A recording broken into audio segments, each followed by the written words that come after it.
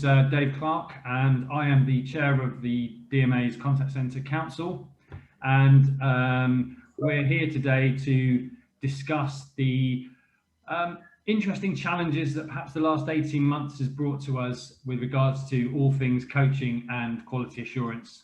I'm here with the council members and some guests, and so if I quickly go around the room and introduce ourselves, then we can get cracking with the meat of the conversation, as it was. As I said, I'm Dave Clark, and I'm the chair of the council. And in my day job, I run NTT Fundraising, which is an outsourcer that specialises in contact centres for the third sector. So, Steve, do you want to go next? Sure. Yeah, hi everyone. I'm Steve Sullivan. I'm deputy chair of the council. My day job is running Channel Doctors, which is a small customer engagement consultancy, and on the council I look after the regulation hub, and on there I'm helped by Rachel Goddard, who's a quality and compliance expert of long-standing, of great deal of expertise in financial services, and she'll be joining us shortly. Thanks. David? Hi, David Freedman. I am a member of the Contact Centre Council. I've been for a number of years. I'm also CEO of Conferro, and we're an outsourced call centre business, handling all sorts of customer service, inbound, particularly as our specialist area across financial services, retail, etc. Andy? Hi everyone, my name is Andy Beck. I'm also a member of the Contact Centre Council. I work for a company called Global Life Distribution. Our brand is Promise Life for an over 50s life insurance. And I head up all of the affiliate and partnerships for the business. Christine, our newest member of the council. Hi, my name's Christine Bryant. So I am the general manager here at Whistle Fulfillment in Farnborough, and my speciality is contact centres. Matt? I'm Matt Ingledow. I work in the third sector for Worldwide Cancer Research, and I'm a support service team leader looking after a small team doing inbound and outbound calls. Rene? Hi, Rene Garcia-Evans. I am the talent manager in Ecotricity, and my expertise field is learning and development. Claire? Good afternoon, everyone. My name's Claire Carroll. I'm currently head of sales and service at the Co-op Group, which is a family of businesses of food retail, funeral care, co-op power, and I run all the contact centres that support our customers, our members and our colleagues. Glad to be here. My first introduction to the council, so thanks to David and Rosie for my invite. And I do need to give some apologies because I've got some things going on in the operation that I might need to duck out for, so apologies if that's so. There's some quite significant PR events unfolding, sorry. Rosie? Yeah, hi everyone, Rosie Atherfold, and I'm head of councils and committees at the DMA. And Marta? Hello everyone, my name is Marta Perez and I'm the council's managers here at the DMA. Great, and today, I think that's everybody, isn't it? If I left anybody out for this wall of Zoom. And then obviously today we're joined by Pete Dunn from BPA Quality. And Pete's a specialist consultant working in the world of quality and assurance, and as part of the many hats he wears, I'm hoping that he can bring some interesting angles and things like that on the world of QA as it's evolved and changed in the last 18 months. I don't know if you want to say a little bit more about yourself, Pete. And I think you've pretty much covered it there, David. Yeah, I'm the EMEA Community Engagement Manager for BPA Quality. So we're a multilingual business process outsourcer for quality assurance based in Exeter and Florida in the US. So quite a large kind of global specialization on quality assurance and customer experience. And as you say, hopefully I can add some insight to the conversation.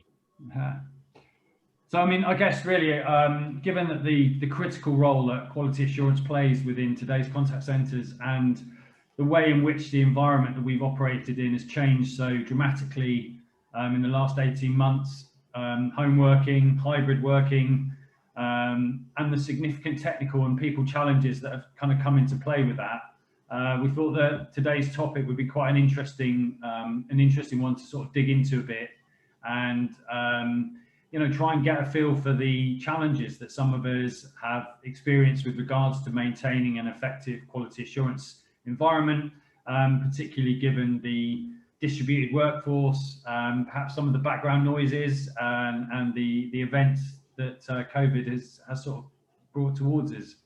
I mean, kicking off with you really, Pete, is there anything that you've seen in the last 18 months that particularly sort of has challenged your clients? Absolutely, yes. Thank you, David. I think you've kind of touched on the big one there, COVID. I think we've seen an increased level of expectation from our customers as an industry in terms of our interaction requirements, and in turn we've seen that responded to by our advisors as well. And so that interaction requirement from a QA perspective has I think reached a level that we haven't previously seen in terms of its requirements, and in turn QA has had to respond to that by becoming more focused on areas such as emotion management, more outcome focused in terms of understanding what actually needs to happen for a customer and to make it kind of as effortless as possible. In terms of what that means for the kind of a scorecard and scoring standards, it's certainly driven changes in how things are being evaluated. It's changed what's being evaluated as well. I think that's one of the key areas that we've seen, that certainly a kind of randomized sample of all interactions across a business. A lot of companies have kind of realized that that's a lot of work and it's not giving them the insight they need, especially early in the lockdown when we had to be more responsive and focused in on certain key interaction areas, driven by increased vulnerability, driven by financial struggles and so on. So we have new scorecards, new scoring standards, and new ways of working. And from the coaching perspective as well, the understanding that we're kind of stepping into people's homes with the remote worker, and then that requires a more rounded approach to working with the individual. You can't just dive straight into the kind of performance management standards requirements. You need to kind of coach the individual with everything that's going on, and that's led to more expansive conversations. So, and I guess that's just some of what we've seen. Yeah, I mean, I from our point of view, when we went initially to home working, the challenge very much was that what you were like leaning on the kind of the change in what expectations you had around the individual and the actual caller, and how they were trying to handle the situation, as well as the consumers' requirements coming in as well.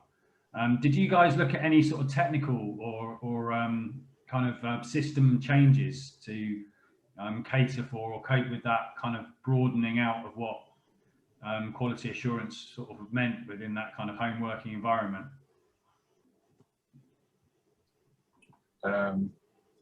Well, we have our own internally developed quality management system, and which has its own kind of interaction analytics in there as well. But one of the key things that we have worked on with a lot of our clients is, I think I touched on it before, emotion management, and how that has become ever more important, not just from a customer's perspective, but from an advisor's perspective as well. Understanding where an advisor is key to supporting and empowering them to best represent your business. And from a technology perspective, we have worked more with our clients as a result on using interaction analytics to flag emotion within conversations, to allow us to expand on a scorecard that might previously have been very focused on process adherence, on compliance requirements, on kind of the usual QA standards, we've had to build on that and build scorecards that are almost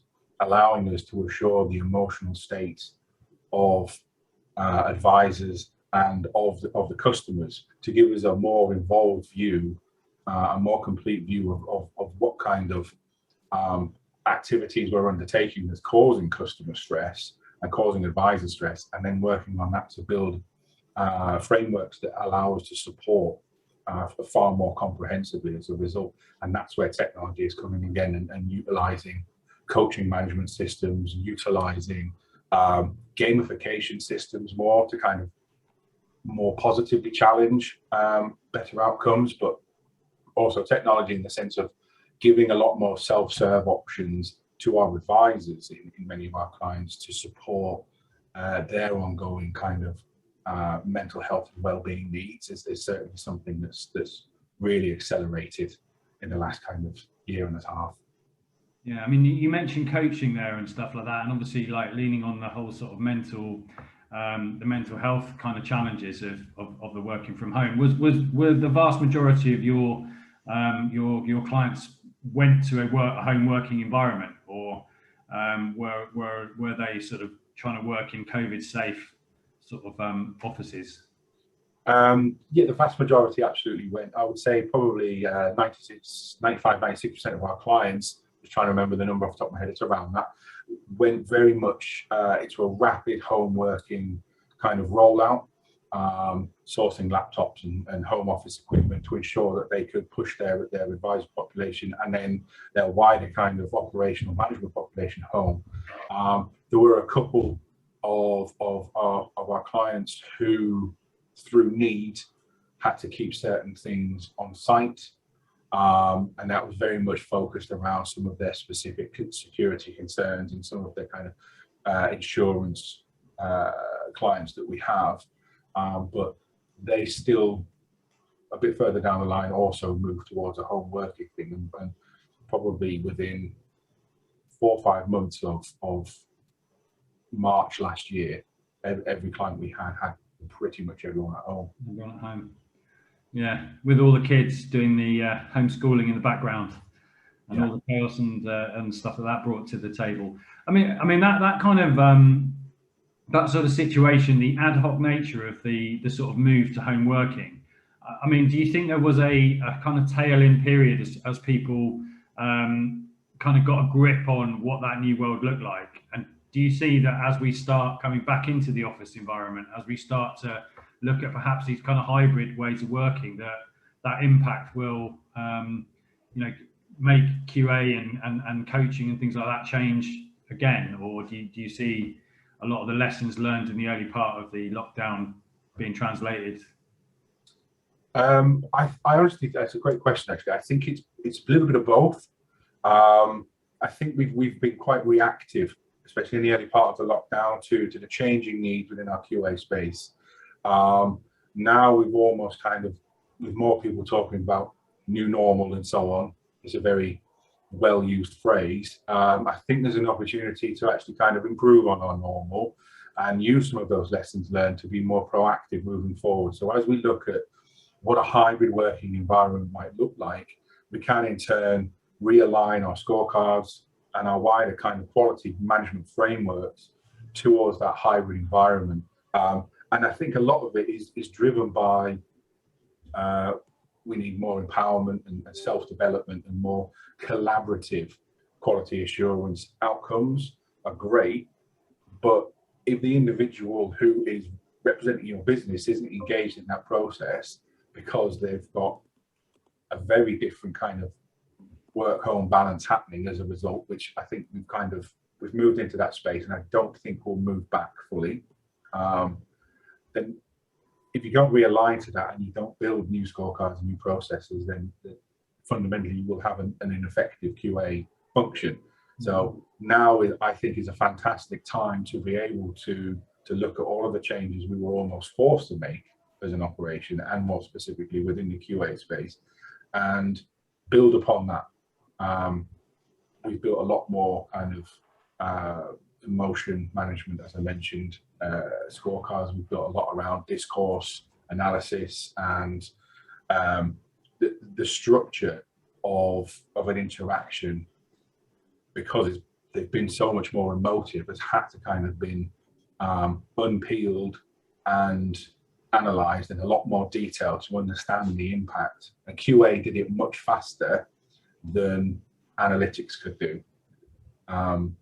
So moving forward into that kind of hybrid working space, I think one of the key things is to have that extra depth of knowledge and information that's driving our insights, and also to be able to then feed it back into the wider business to be able to support ongoing changes in interactive analytics and ongoing changes in reporting and insights activity. So yeah, I think we're in a great space to be able to now push on and make some key changes.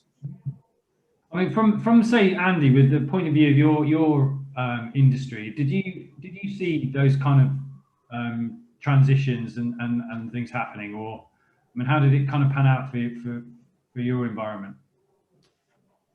Our QA team has probably tripled since obviously when it's a lockdown. And if you look at the scores we're doing now and the amount of calls we listen to, it's probably quadrupled. Particularly the initial 6 months, because there was such concern with sticking 100+ agents from 2 call centres into home working. So yeah, I mean, and to be fair, it's probably still continued even to this day, and it will moving forward, because obviously, yes, you've got that transition back into the call centres now. We have a lot of agents back, but that home working will continue for us. We're now hiring agents to work from home full time as well, kind of across the country, rather than solely within the two call centre in Hull and Glasgow.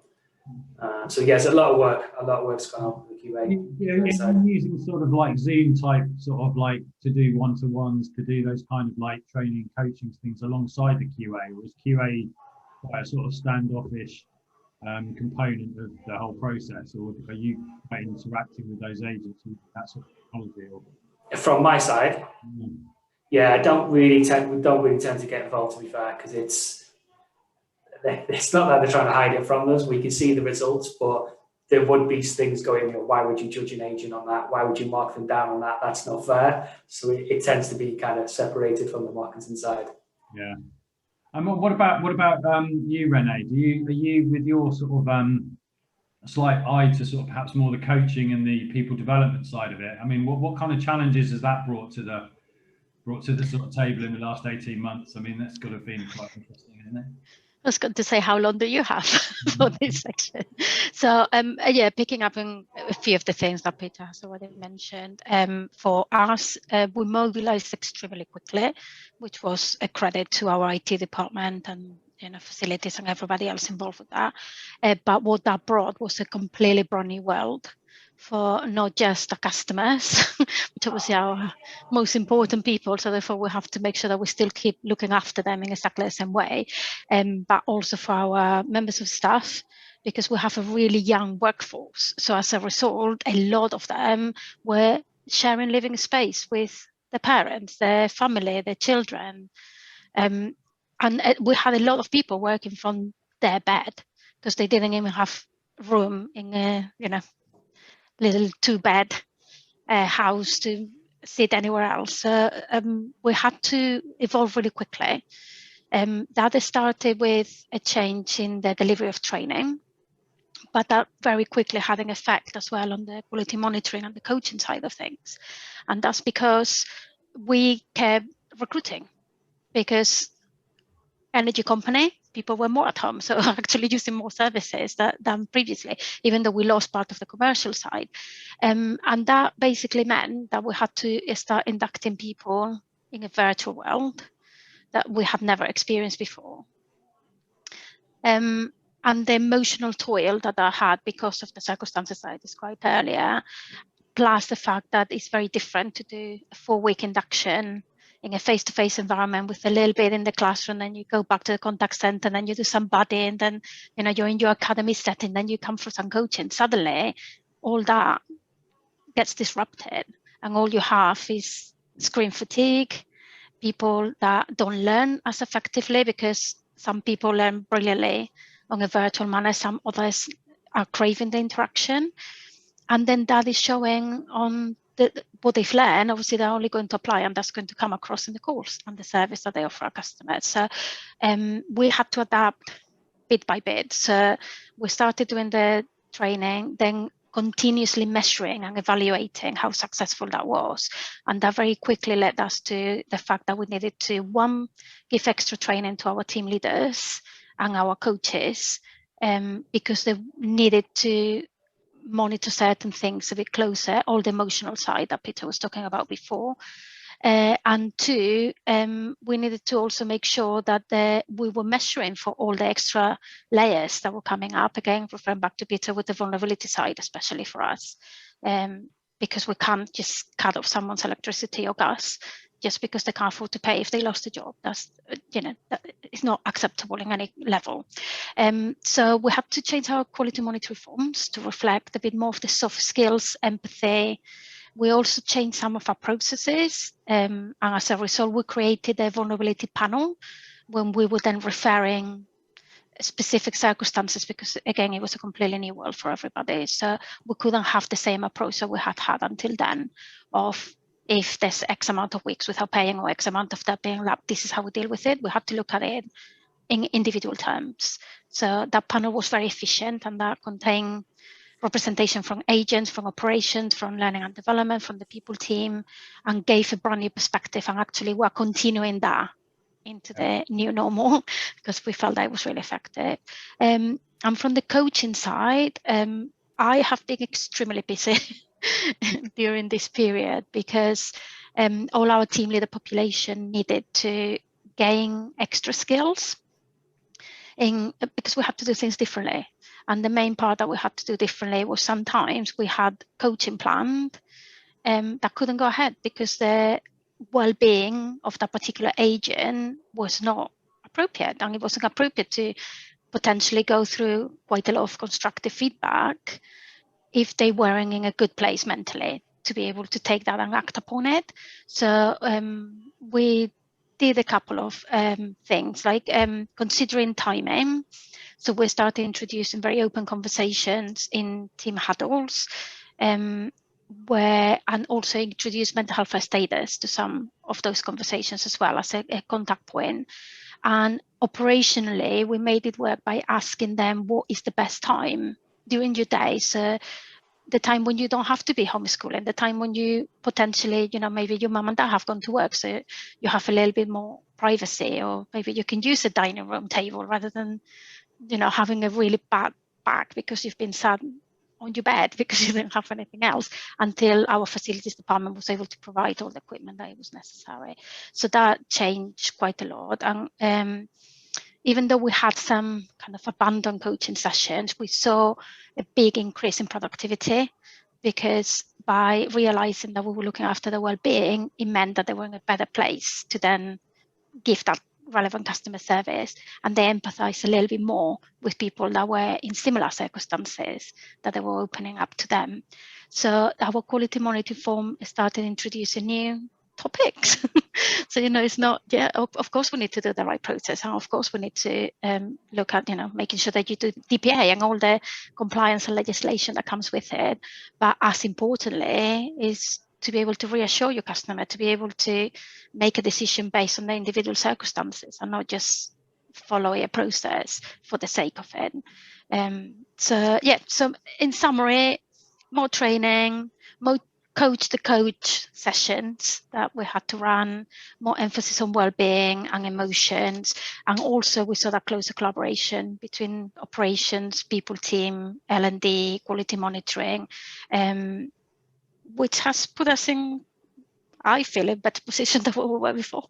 So those are the positive, even though there were challenges at the time, but hopefully will help us to be a bit more considerate of everybody's circumstances, not just our customers. That's something that's come through, the sort of empathy and the consideration of actually other people. And I'm not sure if you saw it from your customers or whether it was just from the sort of team leaders dealing with the callers or the sort of agency associates, or whether it was actually, because I think initially there was that kind of empathy that existed between the sort of customer and the sort of agent, we were all trying to deal with our children suddenly walking into Zoom calls and all these sorts of things. But actually, on every level, that seemed to be quite bonding at the initial part of the lockdown. Now, as it's sort of progressed forward and gone on, I don't know if that still is as strong as it used to be, but definitely with regards to teaching and training coaches in how to actually do their job in this new environment was one of the big challenges that we faced, and trying to maintain that sort of level of quality assurance with people who perhaps had got 10 years experience of being a coach but had never actually coached anybody remotely before was quite an interesting challenge. And I'm not sure whether anybody else had any sort of points on that. I mean, Steve, from a regulatory point of view, do you think the regulators gave anybody any sort of space with regards to the sort of environment that we were in, or do you think we were sort of pinned quite tightly to the wall from the regulators' point of view? I think they did initially. I think almost without exception, early on in lockdown, sort of recognised that businesses were going through, some massive changes. But I think I think they've reverted to the norm, and also it's interesting, isn't it? I think so much nowadays you hear about vulnerability, in every contact centre, in every context. So I think whilst there might have been a lessening of regulatory pressure like that, I think more broadly, the changes, sort of societal changes, have probably just upped the ante in terms of the kind of pressures, even if they're not quite as specific as to do with the letter of the regulation and the law. I think generally expectations have risen.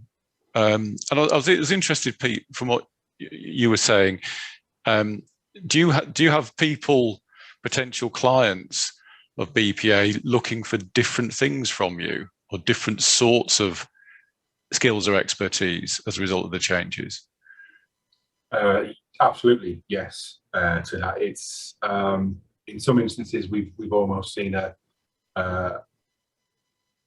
people who are very much set that this is an interim thing. We will be moving back to how we have been, and we've had some of our clients, especially kind of our high maturity clients who don't have too much regulatory oversight as it happens, so like fast moving commercial goods and so on, who have absolutely taken this as an opportunity to look at some different ways of driving assurance and using that to inform their kind of coaching and development models as a result. So it certainly increased the spread in our clients, and surprisingly in the US, actually, we've seen a larger change in the US in terms of their kind of QA requirements and maturity. They've accelerated a lot faster than they have in the UK, but as a setup, they're generally less mature in the US in our client base. So it's quite interesting to have seen them kind of respond with a lot more requirements and a lot more collaborative requests for kind of workshops and such to allow them to kind of catch up with their UK and EMEA counterparts. Do you think that the kind of whole, what was the most useful piece of technology, I think, in the whole kind of like transitioning into the kind of world of QA? If we can sort of put the people to side, what was the most useful tool? I mean, was it something like Zoom, or was it that kind of face-to-face-ish like environment that we were able to try and replicate, or was there actually something that was there that was better to, was more suited to the virtual environment? Zoom and Teams, I think, has been the key bit of tech that's helped us. I would love to put my hand up and say various quality management softwares and so on, but the reality is that helps make things more effective. But people to people, the reality is to be able to assure someone when both sides of the interaction are in a more emotive space is absolutely, and to coach and develop someone is absolutely driven by having the tech that allows us to kind of to be face to face, virtual as it is, because a phone call just doesn't allow you to be able to see the individual and read their responses, because we're used to that, especially with face-to-face delivery of coaching ready feedback. We need to kind of understand not just the words they're saying, but their physical response to it. And if you remove that, then you're removing a large part of an interaction that allows you to understand the impact of what you're feeding back to them, their response, and then what are the key parts that maybe need further exploration. So yeah, it's Zoom. Yeah, I mean, from our point of view, we started with quite long sessions and found that actually much shorter Zoom, it actually was kind of, we ended up doing shorter more often. I think there's something about Zoom that kind of was a bit more intrusive perhaps into people's lives. I think when you were talking, Rene, about people sitting in their bedrooms and things like that, it's kind of, and actually doing those kind of shorter stand-up type sessions rather than kind of longer ones was definitely a sort of direction that we went down into. I mean, Matt, from someone else in the world of the third sector and stuff, were your experiences similar to the ones we've been discussing, or? Yeah, I think there's obviously a lot of positives and negatives because it would never have been considered our staff working from home. It would just never have been thought of, especially myself, because we had recently moved from, say, St Andrews, which I lived quite closer to Edinburgh, and it was thought that I could possibly do part working from home, but I wasn't allowed to because I had a team that I needed to look after every day. And now that obviously what was forced upon us, they now see the massive benefits from allowing this hybrid working, which looks like the model that we're going to go down, because it helps everyone. So it helps the business because the staff are able to have a much more flexible working arrangement, so they can still go and pick up their kids, so the kids can still be in the background.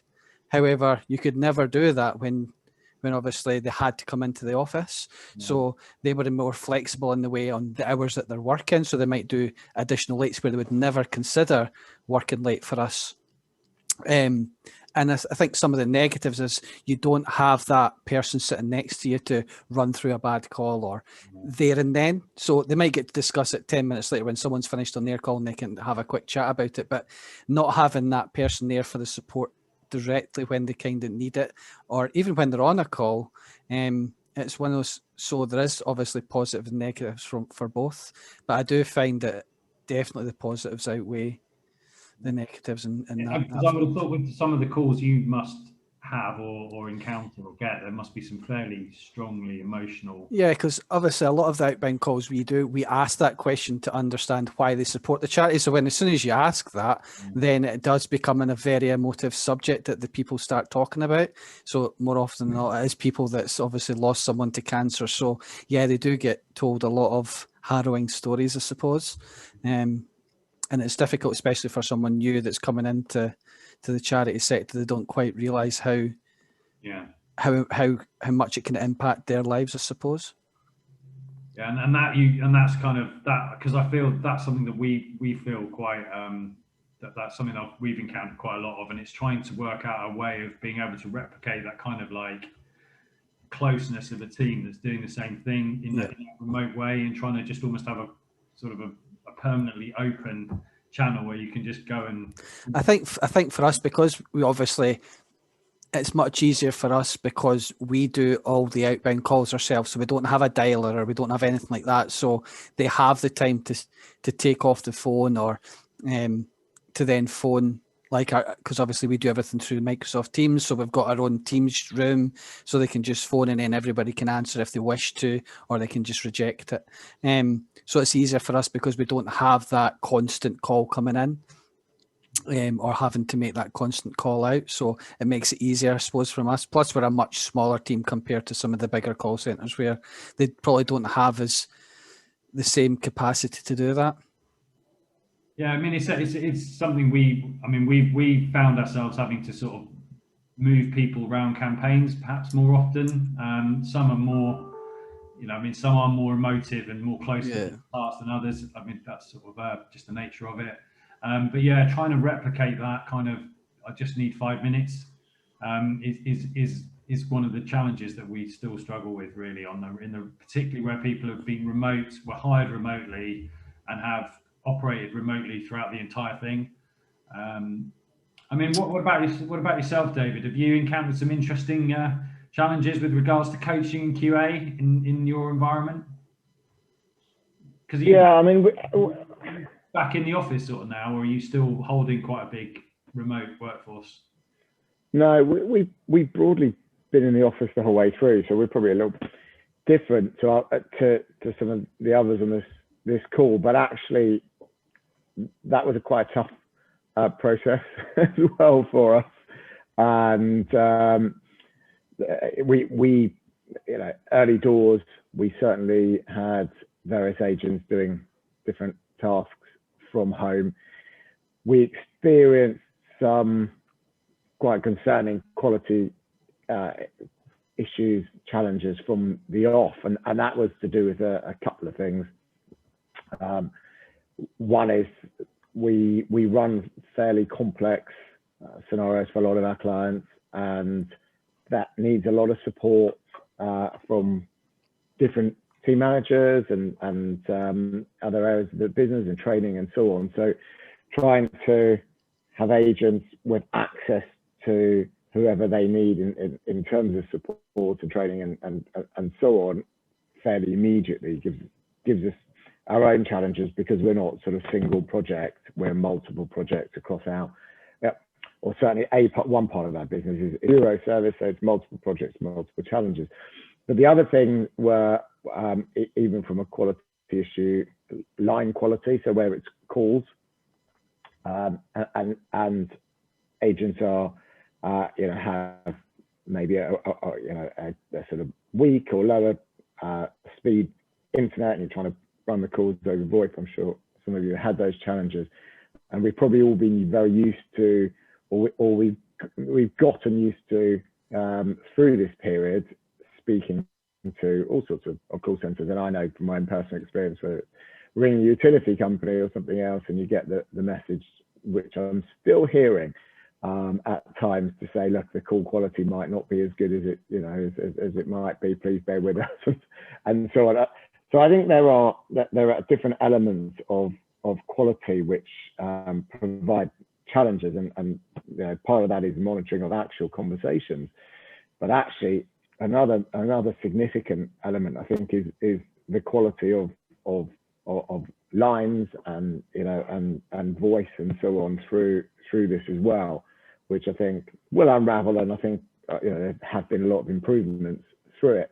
But we had, I think, Rene was talking about some of the agents sitting on on their beds, and one of in about, I think, the first week or so, we had one of our staff who were taking calls from home, and suddenly said to us, got a lot of back pain, need to go to hospital to get it checked out. And the long and short of it was actually she was sitting literally on her lap on the floor, because she had to get close to her router in order to get a good signal to be able to operate correctly. So actually, coming back to Rene, what you were saying about it takes a while then, if you like, to make sure that everyone has the right facilities, the right chair and desk and connectivity. And so I think we've seen a number of these challenges when we've been running through this period. Our personal preference has been to retain as much of our presence in the office as possible. That came, that's come with its own issues as well, in terms of the staff and mental health, and so we've had to monitor that. One of the biggest things that I think challenges that we've seen through this period from a customer, as an outsourcer, from a customer perspective, has been, and I think as this whole process has evolved with the pandemic, is there's a lot of angst out there. There's a lot of uptight people, consumers, who as we've seen, there's been a lot of sitting in four walls, not being able to travel, working from home, eating from home, living from home, socializing from home.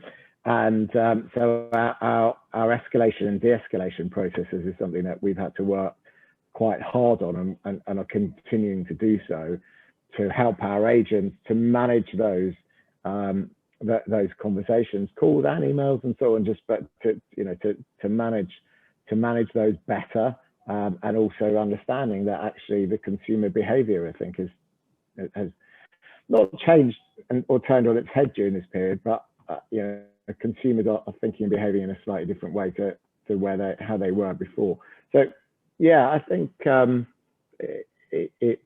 there's more to come, and it sounds like everyone's got slightly different on this call, slightly different future strategies as well, in terms of where agents are working and how they'll be monitored. With regards to your clients, or the way that your clients interacted or reviewed or looked at it all and everything, did you have to change the way in which you were kind of reporting on or like reviewing things like QA with them? I mean, because again, I'm sort of similar. I've got multiple clients and outsourcing, and trying to maintain the same kind of reporting and feedback mechanisms to them when they were all working remotely, where they were actually trying to get access to things like call listening and things like that, was also part of the puzzle pieces that we were having to put together. And I just wondered if you had something similar to manage it. Yeah, well, I think one of our biggest concerns has been around, especially in financial services, but across the board, really, data protection,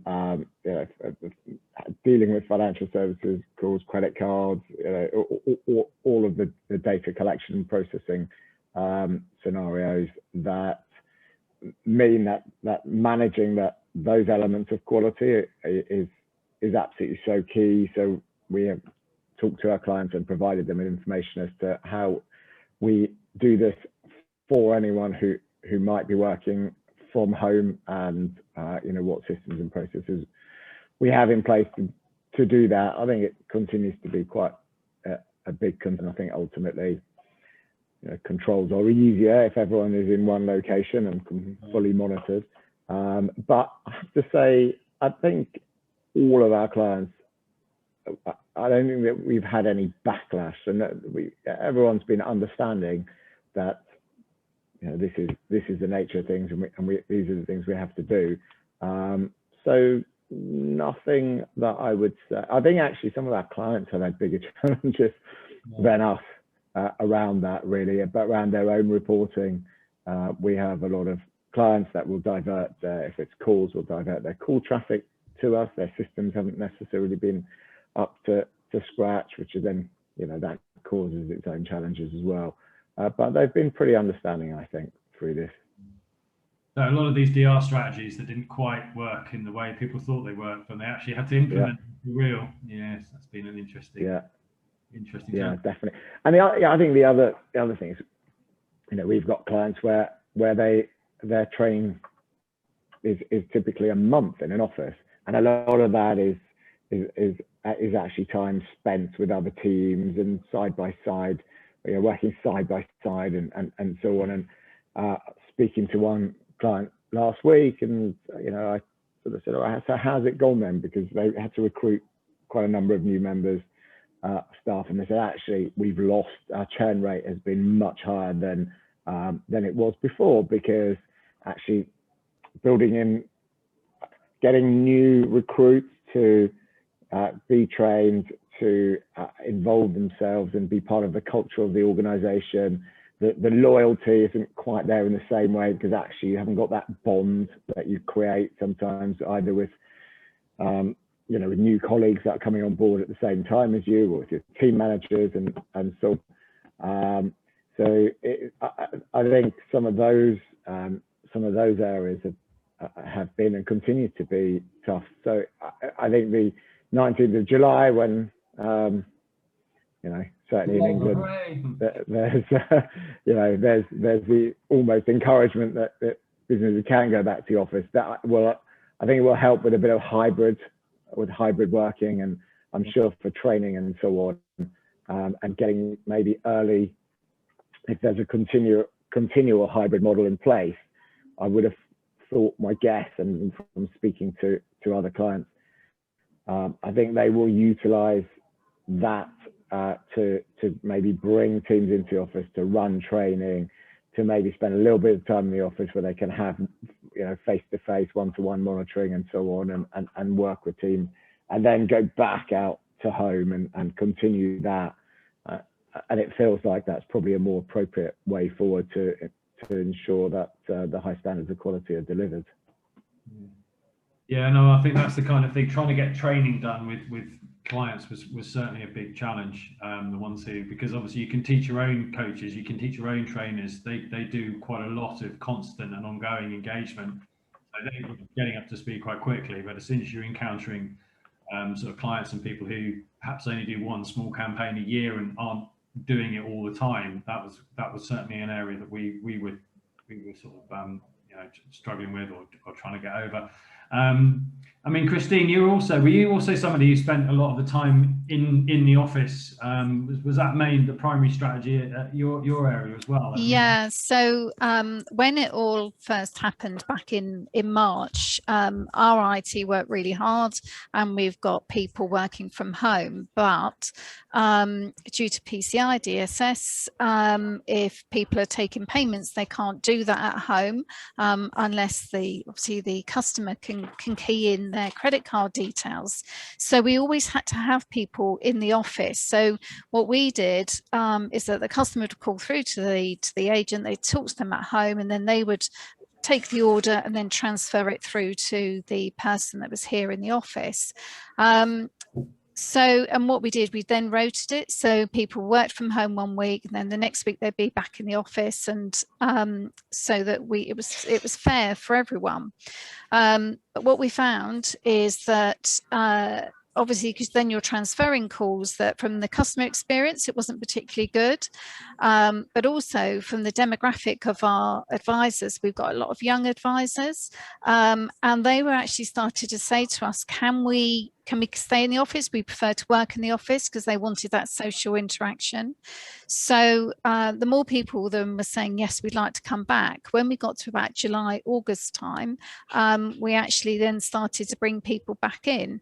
And we did that over a gradual process, because some people, there was higher anxiety than others. So some people, we just said, come in, walk around, just say hello to everyone, familiarize yourself with the environment, and then go back home. Others, then they would come in, spend half a day, and then they'd go back home. So we just had this gradual, depending on the individual people. But I think, up to a point, the customers were very empathetic to call time waiting, but we're a year on, and I don't think customers now would put up with it the same way as what they did back when it all started happening. Well, due to COVID, this call might take longer to be answered than normal. Yeah, exactly. And we are now, this is business as usual, where we have everybody, obviously we put everything in place, we have social distancing, and everyone is actually now working back into this environment. But we've also, at Whistle, we've got the warehouse which is attached to us. Those people can't work from home. We are one site, and as one site, we represent everybody. So it would also be really unfair for us to say, it's okay for us to work from home because we can, but you can't. And so we decided, let's get everyone back in, and from a team perspective, it's so much easier. We did change things though. We did Teams interviews, which we'd not done before, so that was a whole sort of learning experience. We also, it forced us into digitizing some of the things that we used to do by paper, because when people were at home, so that was great, because we've not gone back into those ways. Coaching side of it, yes, we did that. We started off doing that on the phone, and then we got into the sort of Teams, Zoom side of things.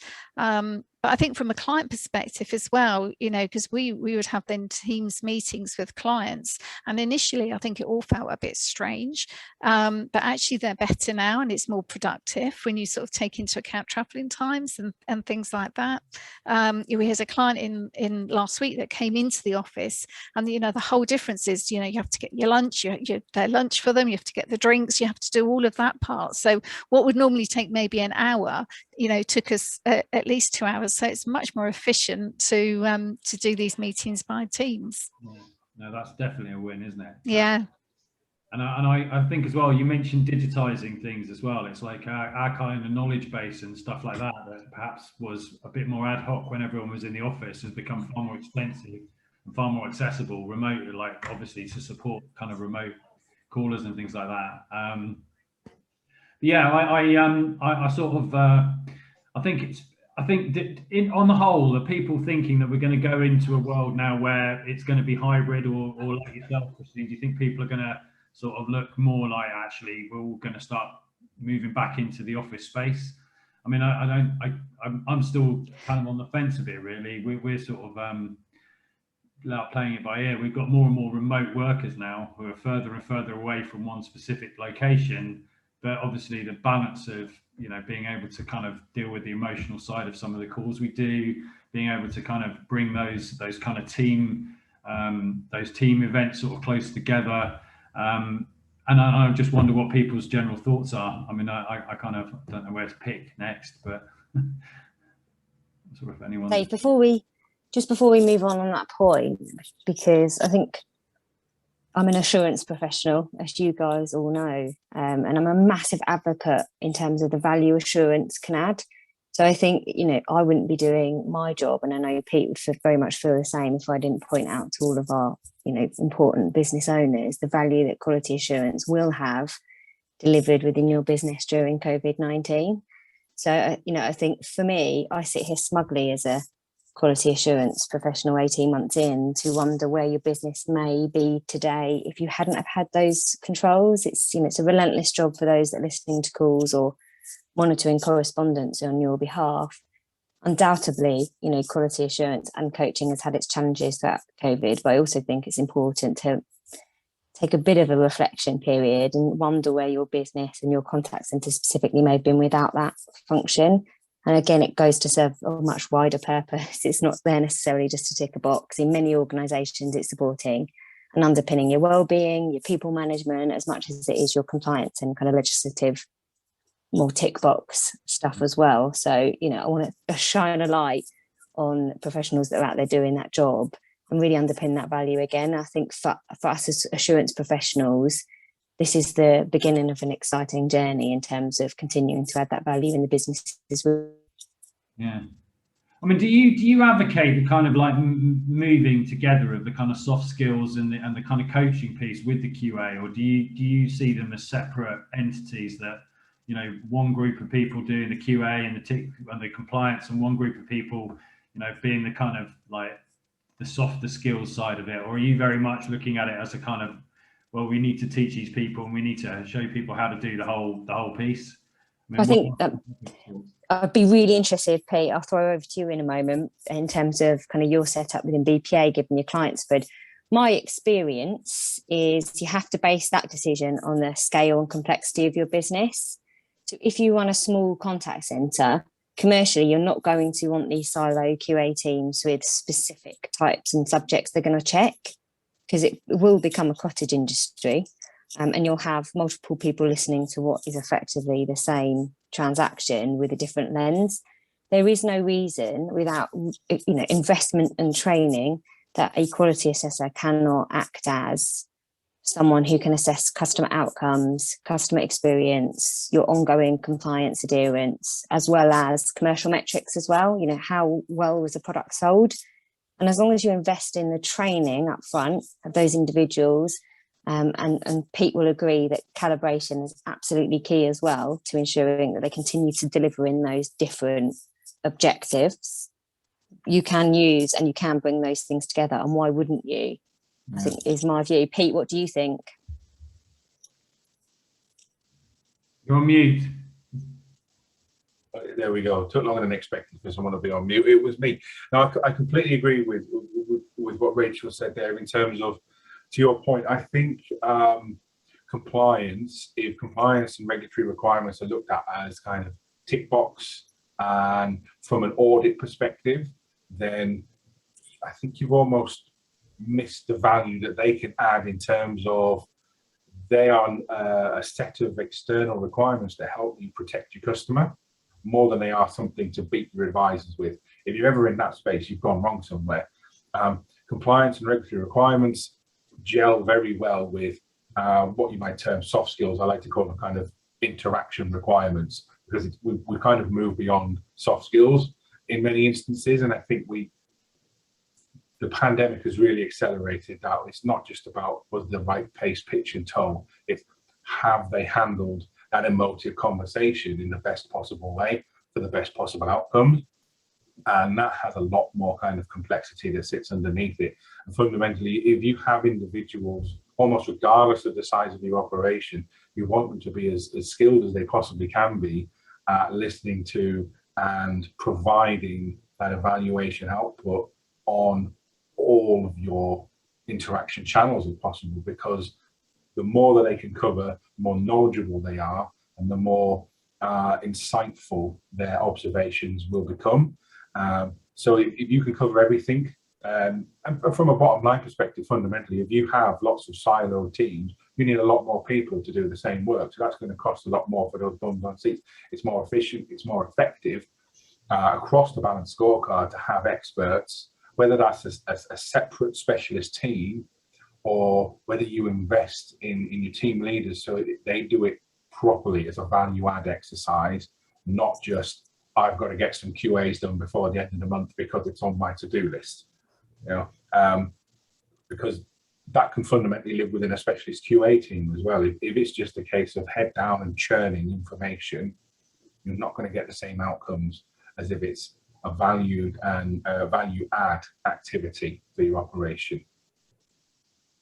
I mean, yeah, absolutely. Pete, on that as well. Sorry, Dave, I just to pick up that point because compliance is a stick to beat people with. Happens regularly. I'm sure you guys have all found yourself in that situation at various times in your career.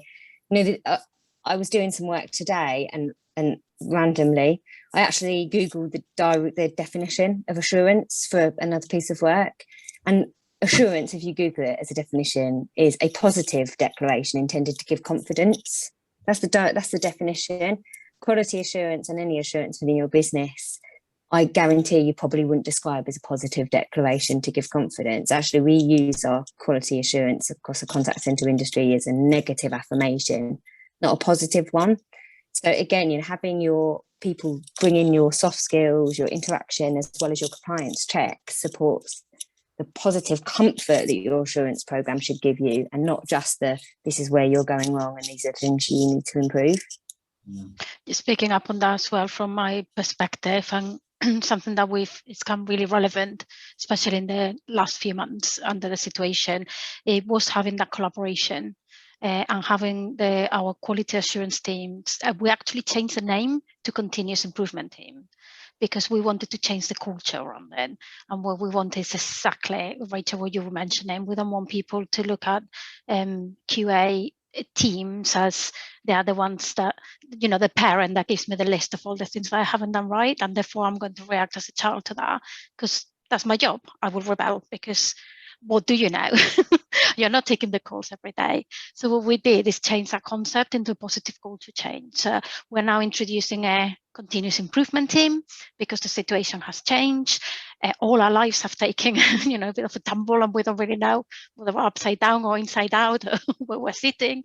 And therefore, as a company, we want to start introducing this extra layer of support that's going to not just giving you coaching and feedback from your team leaders, but we want our continuous improvement experts to give you that guidance and to help you navigate all these different situations that you might have. And that has been extremely successful for us. And also as a result, we've managed to create a bit of a continuous improvement circle, including L&D and including operations. So when we do the calibration sessions, there are representatives from each area. So we always make sure that we have an agent that can then put the perspective of, oh, that might have happened because maybe what we don't know is that there was a previous call where that situation might happen before.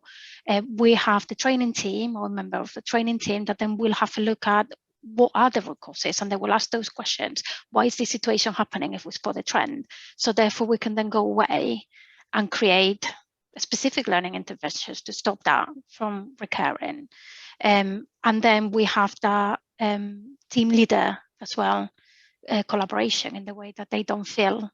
And this is one of our team leaders was actually said, I always feel like I was the messenger before, where, yeah, I had listened to the call, but the majority of the technical feedback came from our quality assurance team. And all I was talking about was, oh, you could have had more empathy. You could have been a bit better with your tone of voice. Well, now is one approach. Everybody's present. They listen to the call first. They self-evaluate.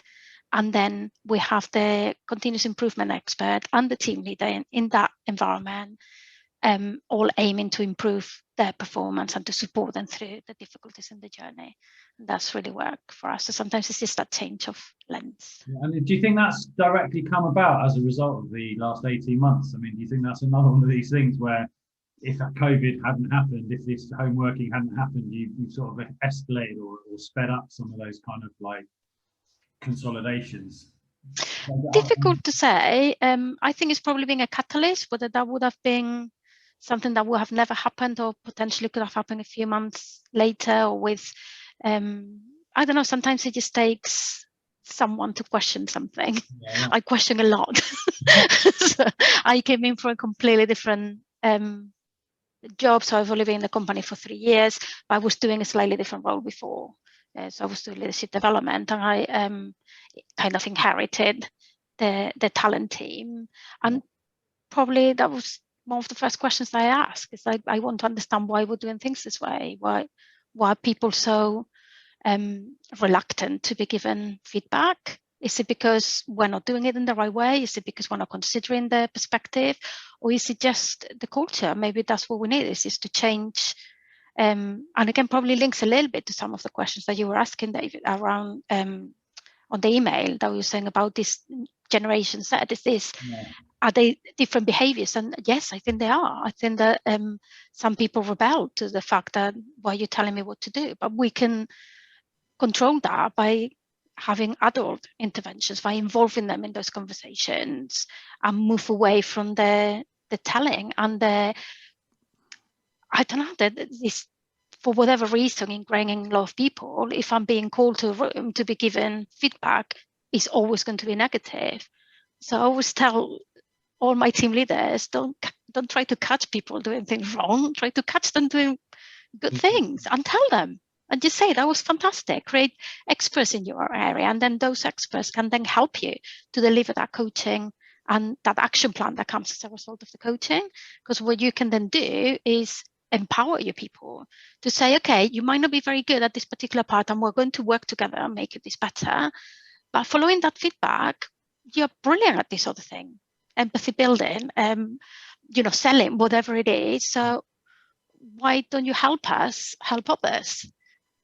And in that way, you create that culture of peer learning as well, which is extremely powerful. And then we start being more open to other people telling us what we're doing really well, what we could be doing better. And suddenly that it's a very slow change. I'm not going to say that we are in an absolutely fabulous place where everybody in my company is going, wait, this is great, give me some feedback. No, we're not there yet. But we have definitely seen a change, because they realize we don't just tell them what they are not doing. And then I guess, do you then see in the way the recruitment and the sort of churn in the initial stages, you actually end up with people who are more looking for that sort of environment, are the ones who then stay, and so you kind of end up with that self-fulfilling improvement, from across the whole business, where actually like you create that sort of environment, and that's the sort of environment that people want to work in. So that sort of person then stays, and that's then helps you to that's what we see as well. Yeah, so that's the next part of my kind of journey in a way. So I wasn't being before for many years before training manager, but I never done talent management. And it's really exciting for me now to be in a position where I've got a recruitment team also reporting into me, because you're absolutely right. You can link absolutely everything and create a really good onboarding experience. So we are recruiting for behaviors when we are presenting to them and offering of, this is our culture. Our culture is about continuous improvement. It's not about monitoring. It's not about Big Brother watching. It's about us as peers and as colleagues helping each other out to provide the best service, to unlock the potential that we all have in us to be the best that we can do at a particular job. And that definitely attracts a slightly different type of people, I think. But again, I think it will become a bit more apparent once we've been down this journey a little bit further down the road. At the moment, we're still, you know, navigating certain challenges. But yeah, that's definitely my vision. Well, what's your thoughts around the whole kind of gamification things and sort of, because that's quite a kind of a piece of like looking at Generation Z. I mean, moving a bit away from COVID and remote working, but with the kind of Generation Z, it's very much this kind of like, there's a lot being said around, oh, gamification, these kind of things. Is that an area that you focus on, or are you more about, well, actually, let's give these people an environment where they can learn and develop and improve themselves? And it definitely has a place, but I think that it depends on the type of person and potentially the age of employees. So we all learn in different ways and we all have different preferences. But we have our average age is 28.3. Which is a very young workforce. I can say that I'm bringing the averages up a lot. There's been, we brought an LMS system, a learning management system, in to provide a bit more of a blended approach, and that was about 2 years ago. So again, it's still early stages for us, but something that we found that worked. We weren't having a lot of uptake. I think that's because there hadn't been that before, so people were not finding it, you know, as a habit to just go and look for self-development. It was more, well, tell me when the next training course is, and then I will go face to face. So part of the launch that we did was around getting gamification into it. So we created badges, which I know that for some people are like, I don't want a badge, but it's incredible because it's got that certain, you need to get certain points to get a badge. And then you group certain categories, and then we created a bit like not a competitors leaderboard. That was the original thought, is like, do we have something like you get these points and then everybody appears on a leaderboard? But we did it more on based on your job description, because everybody has the job title. These are the courses that are recommended for you. So just to give a few ideas on what they could do. And then there's another part that comes in that says, oh, people with the same job role have completed this number of courses and already have this number of badges and have this number of points. And it's been incredible how the people that had less started suddenly, oh, I'm going to do that course. And we're like, okay, so that's interesting, because we tried it with a couple of specific courses just to see if that increased the number of visits to that course. And it was a massive increase. So I think there is something on that competitive nature that makes people want to. And if I wanted to do one of these courses, I'd do that within the company's time, do I? I would be able to do that within the company's time, or would this be something I do extra and beyond? Or is it part of the platform is accessible from mobiles and the web. So, you know, if they wanted to, they can access it at home, absolutely. And that's part of the message that we give. Certain courses we schedule the workforce to do, because we feel that they're not mandatory. Some of them are obviously for compliance, but some of them are just very strong recommendation. And for those, we might schedule people to do in company time, and then we monitor the results. So yeah, absolutely, much more people will do it if it's during your working hours. Yeah. That's for sure. So then, I mean, commuting, if you can do it on your mobile, you can do it on the commute, right? Which got to do something. But some people have surprised us. You know, I've had people contacting me to say, oh, I've done this course. Do you have any other similar ones? And when you look at it, it's something that might not be related to the role they're doing now. And then they explain, oh, I'm just thinking of career progression. I thought it might be good to do something on. So it's quite good to have an open platform for succession planning. Yeah. So, you know, if people want to gain certain skills because they want to move upwards or sideways, because it's all focused around for this particular role, this is the recommended learning. A lot of people are looking at, oh, I would like to do that in the future. Let me be as ready as I can. Not everybody, but it puts people in a good position sometimes. Yeah. I mean, Pete, what was your experiences? I mean, I think you mentioned sort of gamification and things like that, but I mean, have you got a lot of Generation Z people working for your clients? We've got a very large range of demographics within our clients in the EMEA and the US. We've actually seen quite a an upward trend in the last few years in terms of the age of individuals who are working for our clients and for ourselves, actually, in our research centres. From a gamification perspective, I think gamification is a fantastic kind of extrinsic positive reinforcer for, as Rene said there, for people being able to see that their colleagues, their peers are engaging positively.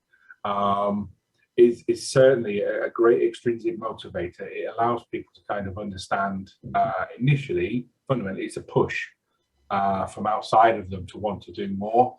And that helps build a habit of wanting to do more within themselves. So it's then self-fulfilling and positive to be able to drive the right behaviors, to drive development and improve your population within your business in terms of their skills and their understanding of what they want to do, and establish that there is a career opportunity for them within contact centres.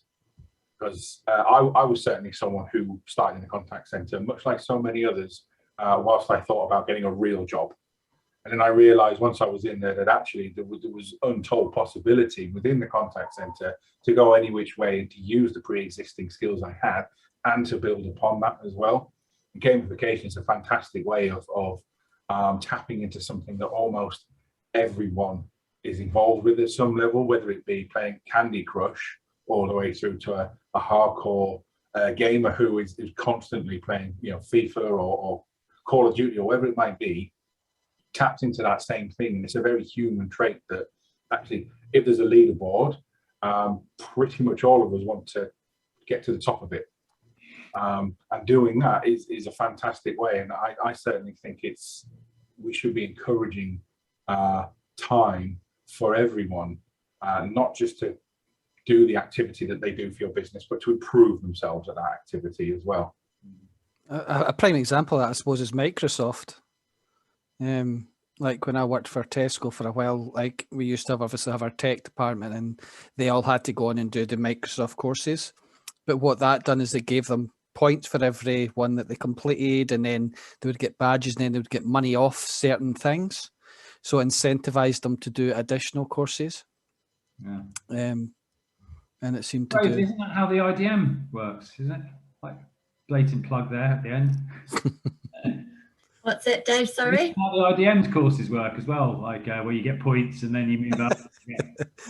Yeah, we're moving over into module work, aren't we? So you complete modules and then you can build your own courses and that kind of thing. Yeah, definitely, it's working well. I mean, I think it's been a really interesting sort of session. Actually, it's kind of started off at quite a small, nebulous sort of QA conversation. Has broadened up into that much more connected, I suppose, between who you're recruiting, who you're learning, development, who the QA piece, the coaching piece, and actually it's all really about, are we keeping the right people in our businesses? Are we keeping them happy and engaged? Are we keeping them developed? And are we actually making them key components in the way in which we're interacting with our sort of customers or our customers' customers? I'm not sure if I want the last word, or whether Pete, you might have a last word to drop in on the session, or if anyone's got anything they'd like to add. I would like to pick up on what you said there. I think it's a virtuous cycle of quality and development that is driven by the individuals themselves to improve and progress within their career, and it is helping to kind of, I think, professionalize within the contact centres that for the longest time that hasn't existed in the same way. I think COVID has certainly accelerated that quite significantly. We've seen a lot of companies who previously it was somewhere on the roadmap in the future to move to hybrid working. It was somewhere in the future without any kind of defined date to change the way that they monitored and developed their frontline operations, and it's been forced upon by a few of them. I think QA, and this is something that I say repeatedly, I'm sure Rachel's probably heard this 1,000 times from us at BPA Quality. QA is the kind of the engine room for us of a contact centre.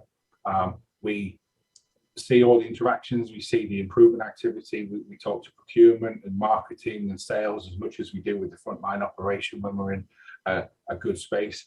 And where that fuel that allows positive transformation within a business, as long as you don't go back to quality assurance is the stick to beat your frontline with. If you have that kind of mindset about it, or they're the business prevention police, and you're not going to be able to move beyond those mindsets and move into a space where quality assurance is one of the key parts of how you develop and improve your advisors and in turn your business. Yeah. Rene, have you got anything last words of wisdom for us before we wrap up? No pressure.